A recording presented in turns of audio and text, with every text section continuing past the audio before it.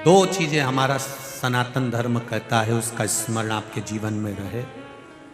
जहां से शिवजी का जल बहकर निकल रहा होता है उसको कभी लांगा नहीं जाता, ये शिव पुराण भी कह रही है। कारण हमारे पूर्व में अगर हमने 16 सोमवार का व्रत करा हो, पशुपति व्रत करा हो, सोमवार का व्रत करा हो, प्रदोष का व्रत करा हो, शिवरात्रि का व्रत करा हो, चतुर्थी का व्रत करा हो, हरतालिका तीज का व्रत करा हो, या मंगलवार, बुधवार, शनिवार जो भी व्रत पुरुष या स्त्री जो भी करते हैं, एकादशी आदि, जब हम शंकर भगवान का जल लांघते हैं तो हमारे व्रत का आधा हिस्सा उसी समय समाप्त हो जाता है। जैसे शिव महात्म की कथा कहती है, जैसे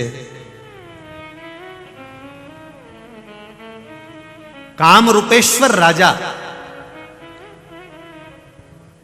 जो शिवजी की भक्ति करता था, शंकर भगवान का भजन करता था, कामरूपेश्वर, जैसे कामरूपेश्वर राजा जो शिव की भक्ति करता था, उसका एक काम था, ज्यादा काम नहीं करा उसने, केवल एक काम करा, शंकर मंदिर में जाता, पूजन करता, अर्चना करता और एक वृक्ष रोज लगाता। प्रतिदिन का नियम था उसका एक पेड़ लगाना, एक वृक्ष लगाना। अब वृक्ष लगाने में उसकी इतनी पुण्याई क्या हो गई कि 33 कोटि देवी देवता उससे मिलने के लिए आते थे। कारण क्या था? वायु पुराण कहती है, पद्म पुराण कहती है, अग्नि पुराण कहती है और गर्ग संहिता कहती है महाराज कि एक वृक्ष लगाने से 100 गौ माता की सेवा के बराबर और 1000 गाऊ दान के बराबर पुण्य प्राप्त हो जाता है, मात्र एक वृक्ष लगाने से। अगर आपने जिंदगी में एक वृक्ष लगाया, उसको पाल पोस के बड़ा करा, बड़ा कर कर वो पेड़ अगर बड़ा हो गया, वो वृक्ष बहुत बड़ा हो गया। कहीं आपने लगाया और वो वृक्ष बड़ा हो गया। अगर आपने एक वृक्ष लगाया है तो समझ लेना तुमने 1000 गौ का दान दे दिया, 1000 गौ का दान दे दिया। और 100 अगर वृक्ष को तुम बड़ा कर रहे हो, पानी डाल रहे हो, खाद डाल रहे हो, उस वृक्ष को बड़ा कर रहे हो, तो समझ लेना 100 गाय माता को पालने के बराबर पुण्य मिलता है एक वृक्ष को बड़ा करने में। 100 गौ माता को पालने के बराबर पुण्य।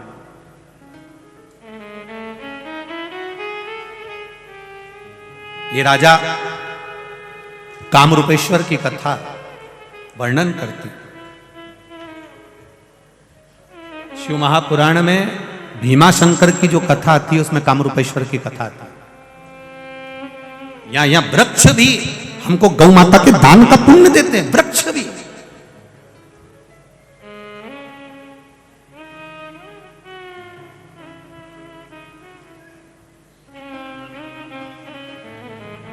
कई लोग कहते हैं गुरुजी कौन सा वृक्ष अच्छा होता है, कौन सा वृक्ष बेकार होता है, हमारे यहाँ पर बहुत सारे पेड़ लगे हैं, हम काट दें। हमने कहा सभी वृक्ष होते हैं, कौन सा महाराज ने कहा कि बेकार होता है? पेड़ वृक्ष छाया देने वाला अगर किसी पथिक को छाया दे रहा है तो उससे बढ़िया जिंदगी में कोई सुख नहीं, कोई साधन नहीं। ठीक है,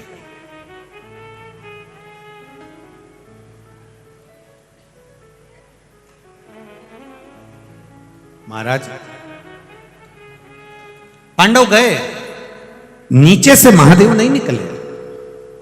ध्यान रखिएगा जरा, शिव मंदिर में एक बात का स्मरण आपके भीतर रहना चाहिए कि जहां शंकर जी का जो जल बह रहा हो उसको लांघना नहीं है।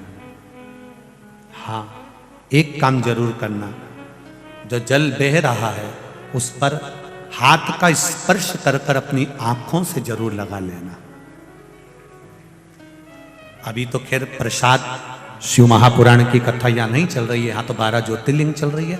और जब आप 3 तारीख से 9 तारीख तक कथा सुनेंगे, उसमें पहले दिन की जो कथा है 3 तारीख से बड़ौदा से, वो तो 1 बजे से 4 बजे तक आएगी, सब 2 बजे से 5 बजे तक रहेगी। उस कथा में आप सुनेंगे तो जो शिवजी पे चढ़ा हुआ जल और पंचामृत जिस ब्राह्मण जिस पात्र में अभिषेक कराते हैं, जिस पात्र में रखते हैं, या जल जहां बहकर जाता है, उस तक का महत्व है। उसका भी वर्णन किया गया कि उस जल की कितनी महत्वता, उसका कितना प्रयोग होना चाहिए। ये धतूरा जो है ना, आप लोग शिव जी पे चढ़ा देते हो, एक तिथि, एक दिन शंकर भगवान का ऐसा भी आता है कि धतूरे को तोड़कर चढ़ाया जाता है। कभी भीतर से इसका जो गुर्दा निकाला जाता है वो शिव जी पे समर्पित करा जाता है, और उसका भी स्मरण हमारे यहाँ पर किया गया है। आप कभी काशी जाएं या उज्जैनी जाएं या सोमेश्वर सोमनाथ जाएं या भीमा शंकर जाएं, तो वहाँ पर जब आप धतूरा चढ़ाएंगे तो वहाँ पंडित जी आपका वो धतूरे को तोड़ देंगे, तोड़ने के बाद उसको समर्पित कर। हाँ, उसका भी वर्णन हमारे शास्त्र करते, वो भी हम सुनेंगे उस कथा में 3 से 9 तारीख वाली में, दिसंबर की कथा, बड़ौदा से। महाराज पांडव ने देखा, पर भीम, पांडव गए थे पाप धोने, भीम गया था महादेव को केवल रिझाने के लिए, उनका दर्शन पाने के लिए। पांव फैलाकर खड़ा है, नीचे से सारे पशु निकल गए, शिव नहीं गए, भगवान शंकर नहीं गए, नंदी के रूप में थे, गिन गए। इसने पहचान लिया ये महादेव है। शंकर भगवान भी जान गए ये मुझे पहचान गया है। शिव जी भागे, जैसे ही भागे एक पर्वत की कंदरा में शंकर भगवान प्रवेश करने लगे। जैसे ही प्रवेश करा, भीम शिव जी पर कूद पड़ा और शिव जी की जो पीठ थी उस भाग को पकड़ लिया भीम।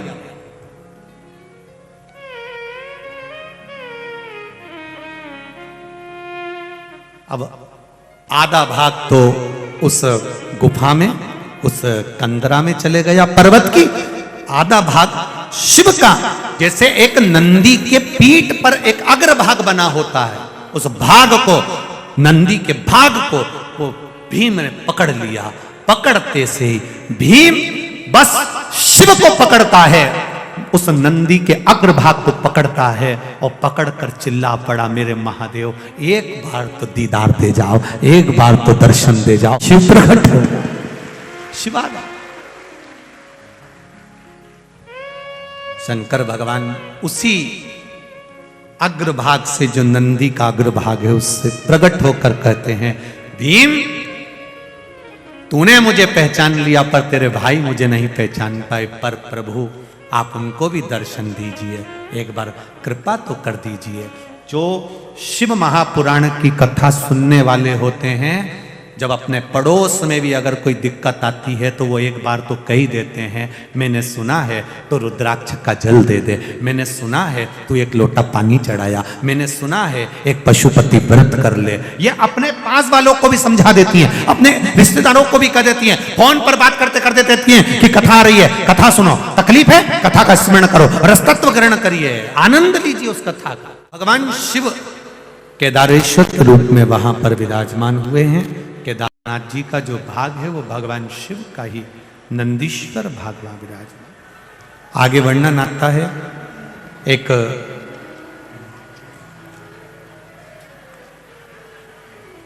धर्म और मूर्ति के दो बेटे हुए, एक का नाम है नर, दूसरे का नाम है नारायण।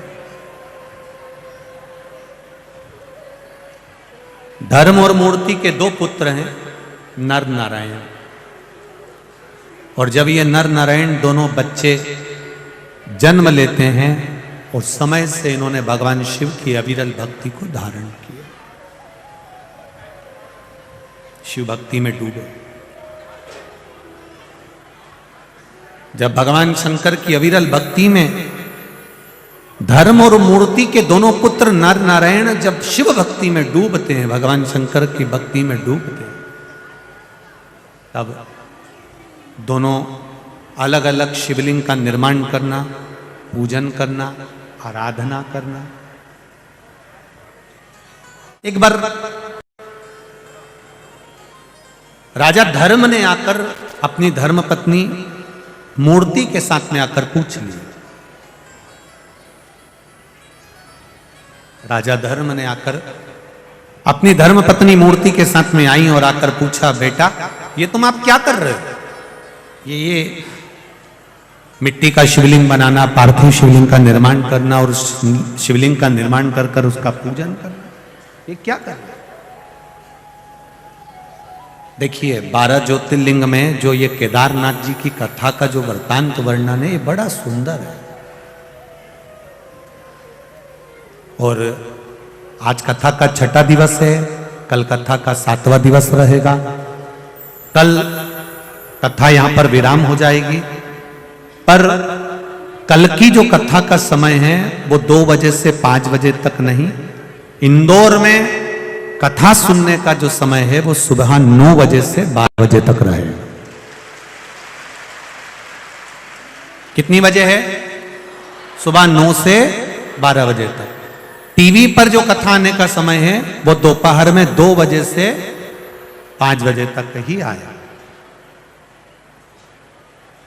निवेदन का जो लोग कथा से वंचित रह गए हैं वो अवश्य श्रवण करें और अपने जीवन को सार्थक। शिव कथा कर भगवान शंकर का चरित्र कर नर और नारायण ने भगवान शंकर की आराधना करना प्रारंभ करा।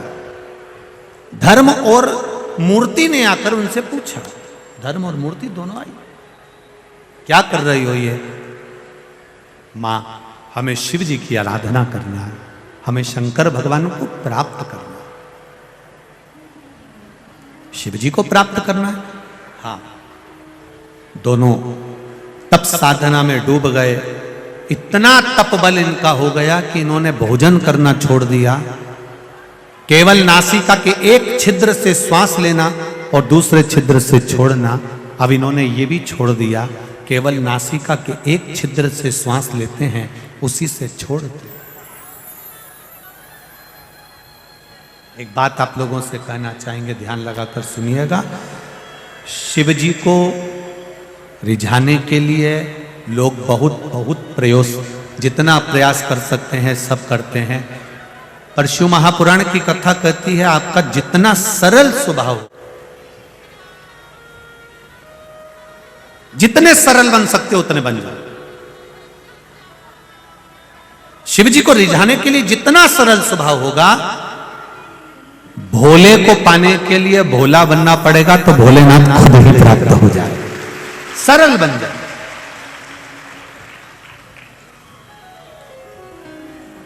जितने सरल बन सकते उतने बन जाए। महाराज नर नारायण ने तप किया, शिव जी प्रकट हो गए और भगवान शंकर प्रकट होकर उसी समय पर सम्मुख में आकर खड़े होकर कहते हैं, नर नारायण मांगो हमको क्या चाहिए।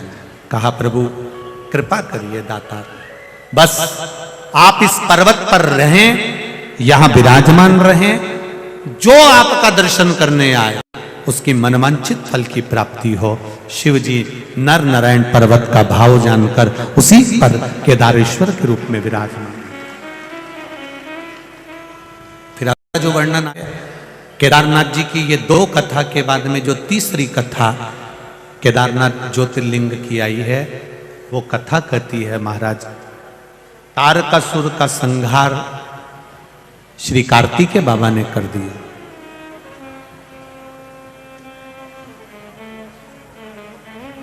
तारकासुर मर गए।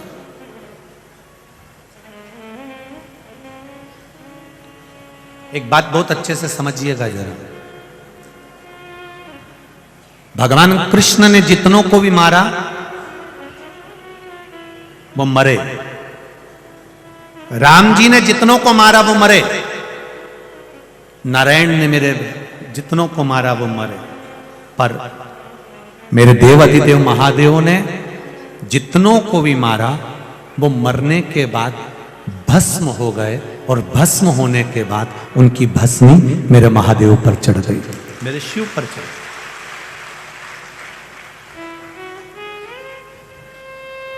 आप पूरी शिव पुराण को उठाकर देखिएगा, सब जगह पर लिखा है तारकासुर भस्म हो गए, गजासुर भस्म हो गए, भस्मासुर भस्म हो गए, आप जितने भी शंकर भगवान आप देखेंगे, जिसको शिव जी की साक्षीता मिली है, वो भस्म हुआ और शिव पर ही उसकी भस्म चढ़ गई।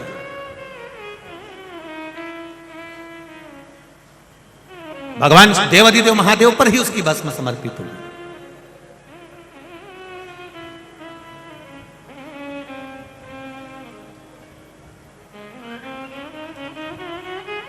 कई लोग कहते हैं महाराज जी कोई मर जाता है ना तो उसको कंधे पर रखकर राम नाम सत्य बोलते बोलते शमशान तक लेकर जाते हैं, उसकी आखिरी मंजिल तक हम उसको छोड़कर आते हैं। पर शिव महापुराण की कथा थोड़ा उल्टा कह रही है। शिव महापुराण की कथा कहती है आप मुर्दे को मंजिल तक नहीं छोड़ रहे हो, मुर्दा आपको मंजिल बता रहा है कि यहां आना है।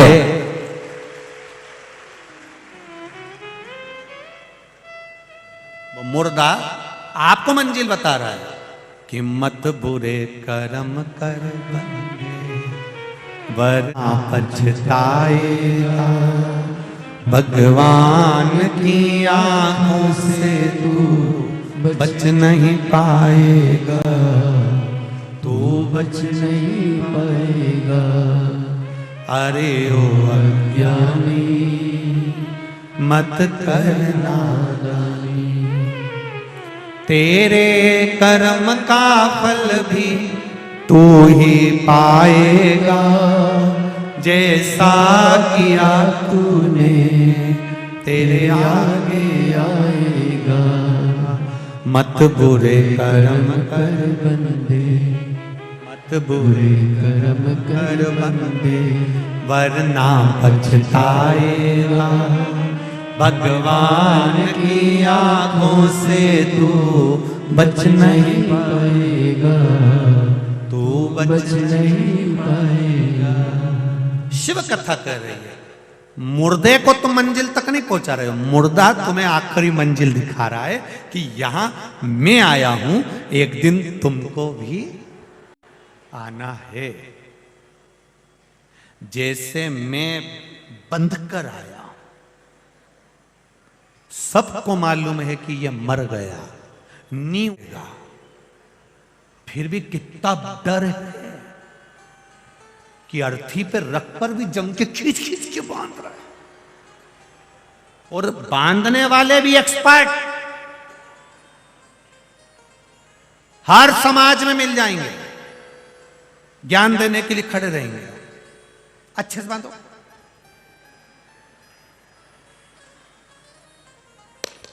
उधर से खींचो, उधर से।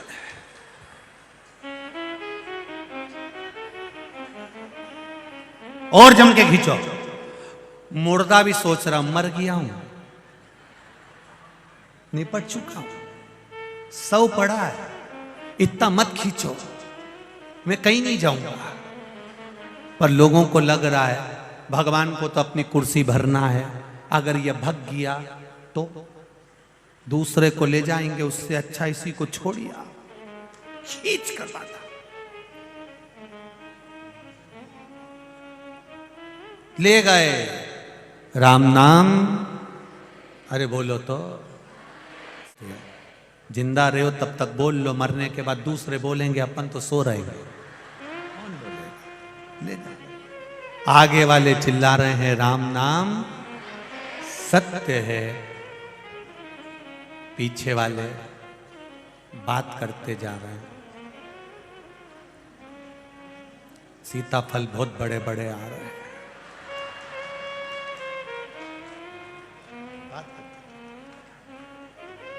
अभी चौराहे पर अपन वहाँ वो वाली कॉलोनी में प्रॉपर्टी का रेट बहुत हो गया है, वहाँ प्लाट लेना मुश्किल पड़ रहा है।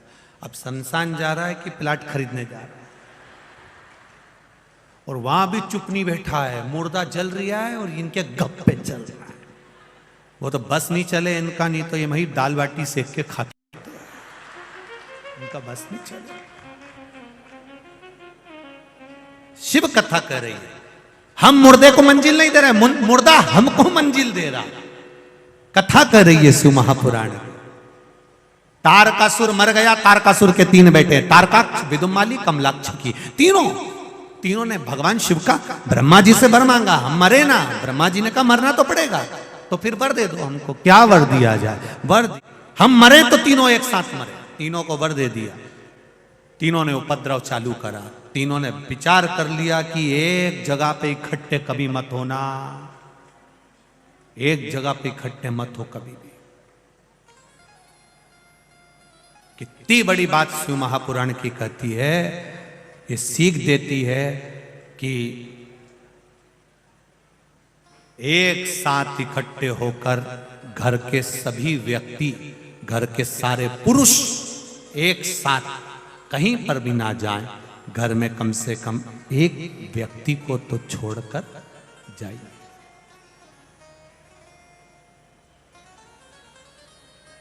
कम से कम घर में एकाध व्यक्ति तो रहे। सब चले, सब पहुंचे और सब अलग अलग हो गए। उपद्रव मचाया। भगवान शिव जी ने कह दिया 33 कोटि देवी देवता पशु बन जाओ और मैं तुम्हारा पति बनता हूं। मैं नंदी का बड़ा रूप लेकर दौड़ूंगा, भागूंगा, तुम आगे आगे भागना, मैं पीछे पीछे भागूंगा। इन तीनों को इकट्ठा करना, मैं मार दूंगा। तीनों इकट्ठे हो गए। शिव जी नंदी का रूप लेकर आए। उन्होंने सींग के बल पर तारकाक्ष विदुम्माली को मार दिया। कमलाक्ष से आकर शिव जी का सिर काट दिया। सिर जाकर नेपाल में गिर गया। शंकर भगवान का धड़ भूमि पर गिर गया। जैसी भूमि पर गिरा, शंकर भगवान को लगा ये तीनों अगर आज नहीं मरे तो कभी नहीं मरेंगे। शिव जी ने अपना असली स्वरूप धारण करा। त्रिशूल लेकर तारकाक्ष, विदुम्माली और कमलाक्ष की तीनों को समाप्त कर दिया। देवताओं ने जय घोष करी, बोल पशुपतिनाथ भगवान की। नेपाल में जाकर वो शीश गिरता है और भगवान पशुपतिनाथ के रूप में विद्यमान होते हैं। धड़ केदारेश्वर के रूप में विद्यमान होता है, विराजमान होता है। बोल केदारनाथ भगवान की जय। भगवान का सुंदर शिव महापुराण में पाशुपत्य अस्त्र, पाशुपत्य व्रत का वर्णन आता है और भगवान पशुपति व्रत का जो विधान कहा गया है महाराज भगवान शंकर का, ये 5 सोमवार का व्रत होता है। इस 5 सोमवार के व्रत में अगर पुरुष और स्त्री, पति और पत्नी दोनों साथ में व्रत कर रहे हैं तो थालियां अलग अलग लगेंगी, प्रसाद अलग अलग जाएगा, दिया अलग अलग जाएगा। प्रसाद बनने का जो पात्र भी होता है, कढ़ाई, अगर हलवा बना रहे हो या सामान बना रहे हो, एक साथ नहीं बनेगा, दोनों थाली का अलग अलग बनेगा। पहले एक थाली का प्रसाद बन जाएगा, फिर दूसरी थाली का प्रसाद बनेगा। एक साथ आटा सेक कर रखा भी नहीं जाता और एक साथ 2 भाग करे भी नहीं जाते। अगर तुमने सोच लिया कि पति भी व्रत कर रहे हैं, उनकी थाली का भी एक साथ सेक लो, तो नहीं, फिर वो 2 हिस्से हो गए, वहीं से 2 हिस्से हो गए। बोलो सही है कि गलत है? कढ़ैया में 2 हिस्से हो गए कि पति के लिए भी सेक लेती हूँ, मेरे लिए भी सेक लेती हूँ, लेकर जाएंगे उनकी भी थाली का भी, तो वो फल नहीं प्राप्त होगा, उस व्रत की कोई मान्यता नहीं। शिव पुराण कह रहे हैं प्रसाद तैयार कर कर थाली में 6 दिए रखकर भगवान शंकर का सुबह के समय जब पूजन कर कर आ जाओ, शाम के समय पर प्रसाद का भाग लेकर दिए लेकर जाइए।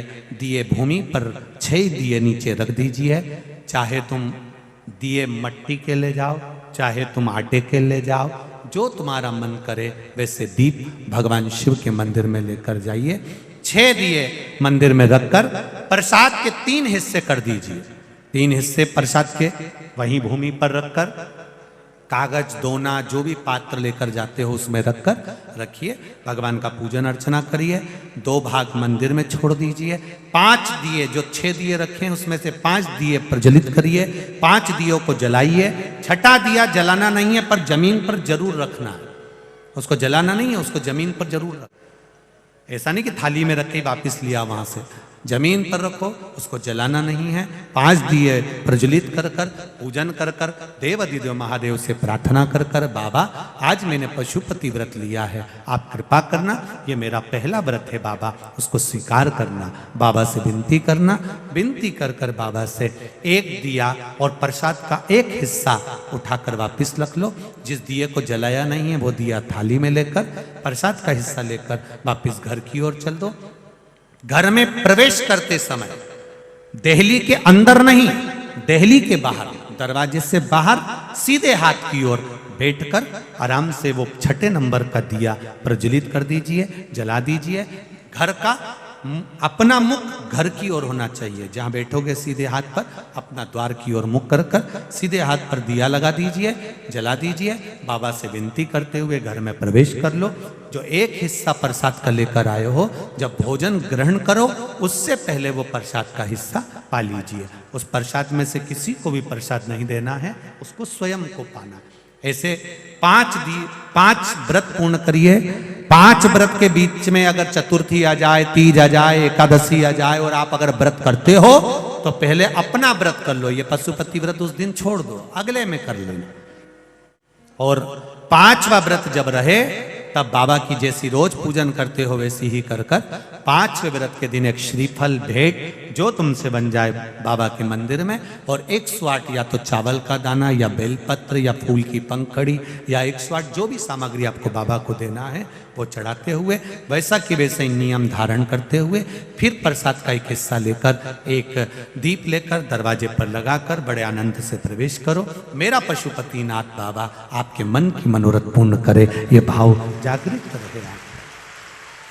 शिव जी से निवेदन करते हुए भगवान केदारेश्वर की ये 3 कथा हमारे यहाँ शिव महापुराण में वर्णन आती है। अगला वर्णन आता है महाराज सुंदर आनंद के साथ में भगवान शंकर का भावपूर्ण आनंद के साथ में भीमा शंकर का वर्णन किया गया। भगवान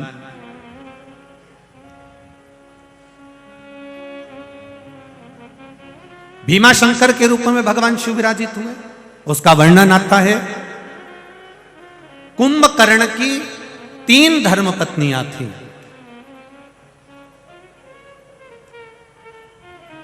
कुंभकर्ण की 3 पत्नी, पहली है वज्र ज्वाला, दूसरी नंबर पर है करकट और तीसरी नंबर पर है तड़ित माला। ये कुंभकर्ण की 3 पत्नी। अब कुंभकर्ण की 3 धर्म पत्नियां, पहले नंबर पर वज्र ज्वाला, दूसरे नंबर पर करकटी और तीसरे नंबर पर है तड़ित माला। एक बात और अच्छे से समझिएगा थोड़ा सा, ये कुंभकर्ण की जो 3 धर्म पत्नियां हैं इसमें वज्र ज्वाला ये कुंभकर्ण की ऐसी पत्नी है जब युद्ध के मैदान में अगर किसी को चोट लगती थी, रावण जब युद्ध लड़ता था और चोट शरीर में लग जाती थी तो वज्र ज्वाला केवल अपने मंत्र से हाथ का स्पर्श कर कर उसको ठीक कर देती थी। इतनी विद्या थी वज्र ज्वाला के पास। पर समय आया, करकटी के गर्भ से एक बालक ने जन्म लिया जिसका नाम भीम था, जिसका नाम भीम है।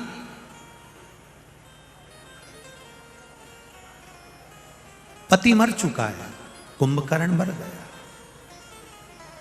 गर्भ में बच्चा था।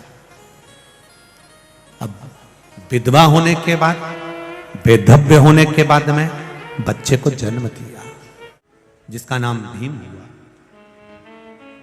और बच्चे ने जन्म लिया जिसका नाम भीम हुआ। भीम को मां ने अपने पास से दूर कर दिया क्योंकि अगर इसको नजदीक रखूंगी तो उसमें श्रेष्ठता नहीं बनेगी, दूर कर दिया। बच्चा जब दूर गया उसने एक बार पता करा, ज्ञात हुआ, उसके स्मरण में आया कि मेरी माता ने मुझे दूर कर दिया।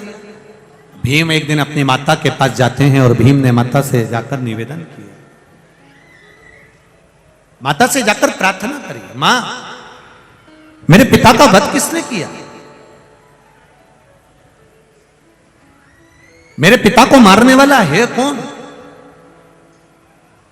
किसने मेरे पिता का वध कर दिया? तब करकटी के मुख से निकल गया, तुम्हारे पिता को मारने वाला कोई दूसरा नहीं है, तुम्हारे पिता को मारना अगर कोई है तो वो स्वयं देवता है। क्रोध आ गया भीम को, और भीम क्रोध में आकर उसी पल उसी घड़ी ब्रह्मा जी से तप साधना से वर प्राप्त करने चला गया। और जब तप साधना करने के लिए गया भीम और वर प्राप्त करने के लिए भीम गया, तो उस तप साधना का बल, उस तप साधना का प्रभाव इतना रहा कि स्वयं देवाधिदेव महादेव की आराधना कामरूपेश्वर राजा कर रहे थे और इसने जाकर तलवार उठाकर शिवलिंग को काटना चाहा।